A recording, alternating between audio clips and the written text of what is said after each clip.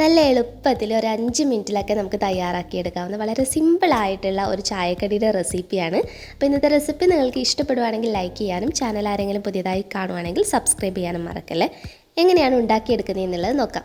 ഇതിനു വേണ്ടി 4-5 ബ്രെഡ് എടുക്കുക. എന്നിട്ട് ഒന്നുകിൽ കുക്കീസ് കട്ടറോ അതിലെങ്കിൽ ഗ്ലാസ്സോ ഏതെങ്കിലും പാത്രത്തിൻ്റെ അടപ്പോ വെച്ചിട്ട് ചെറിയ ചെറിയ പീസസ് ആയിട്ട് ഇതുപോലൊന്ന് മുറിച്ചെടുക്കണം.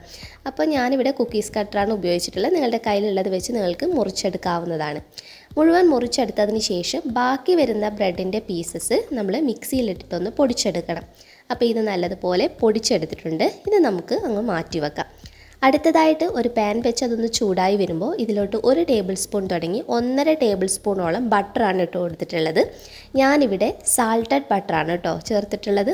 ഇനി ഇതിലോട്ടേക്ക് നമുക്ക് കശുവണ്ടി പരിപ്പ് പൊടിച്ചെടുത്തിട്ടുള്ളത്.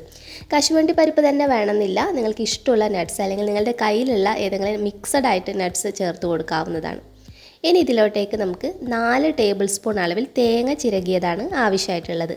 തേങ്ങയും ബട്ടറുമായിട്ട് നമ്മൾ നന്നായിട്ട് തന്നെ ഒന്ന് മിക്സ് ചെയ്ത് യോജിപ്പിച്ചെടുക്കണം. ഇനി നമ്മൾ പൊടിച്ചു വെച്ചിരിക്കുന്ന ബ്രെഡ് ഇതിനകത്തോട്ടേക്ക് ഇട്ട് കൊടുക്കാം. ഇതിൻ്റെ അളവ് പറയുകയാണെങ്കിൽ ഏകദേശം 1/2 കപ്പോളം നമ്മൾ ഉപയോഗിച്ചിട്ടുണ്ട്. ഇനി ഇതിലോട്ടൊരു 2 ടേബിൾ സ്പൂണോളം പഞ്ചസാര മധുരത്തിനനുസരിച്ച് അഡ്ജസ്റ്റ് ചെയ്യാം.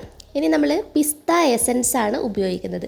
പിസ്ത എസൻസ് കയ്യിലില്ലെങ്കിൽ നിങ്ങൾക്ക് ഏലക്കപ്പൊടി ഉപയോഗിക്കാം. പക്ഷേ പിസ്ത എസൻസ് കയ്യിലുണ്ടെങ്കിൽ അത് തന്നെ ഉപയോഗിക്കാൻ വേണ്ടിയിട്ട് നോക്കുക. കാരണം ഇതൊരു സ്പെഷ്യൽ ആയിട്ടുള്ളൊരു ഫ്ലേവർ തന്നെ കിട്ടും നമുക്ക്. ഇല്ലെങ്കിൽ മാത്രം നിങ്ങൾക്ക് ഏലക്കപ്പൊടി ഉപയോഗിക്കാവുന്നതാണ്. അപ്പോൾ എസൻസ് ഞാനിപ്പോൾ ഇങ്ങനെ ഡയറക്റ്റാണ് ചേർത്തിട്ടുള്ളത്. നിങ്ങൾക്ക് ഇതിന് പകരം പാലിൽ മിക്സ് ആക്കിയിട്ട് ഒഴിച്ചു കൊടുത്താൽ മതി കേട്ടോ. കാരണം നമ്മൾ ഇതിലോട്ട് 2 ടേബിൾ സ്പൂൺ പാൽ ഒഴിച്ചു കൊടുക്കുന്നുണ്ട്. ആ പാലിനകത്ത് എസൻസ് മിക്സാക്കി ഒഴിക്കുന്നതായിരിക്കും ഒന്നുകൂടി നല്ലത്. ഞാൻ പെട്ടെന്ന് ഡയറക്റ്റ് ഒഴിച്ചു പോയതാണ് കേട്ടോ. അപ്പോൾ ജസ്റ്റ് നമുക്കിതൊക്കെ കൂടി ഒന്ന് മിക്സ് ചെയ്ത് കൊടുക്കാം. കുറഞ്ഞ സമയം മതി, ഒരു 2 മിനിറ്റൊക്കെ എല്ലാം കൂടി ഒന്ന് മിക്സ് ചെയ്തെടുത്താൽ മതിയാകും. ഒന്ന് കുഴഞ്ഞു വരുന്ന പാകമാകുമ്പോൾ നമുക്ക് ഫ്ലെയിം ഓഫ് ചെയ്യാവുന്നതാണ്.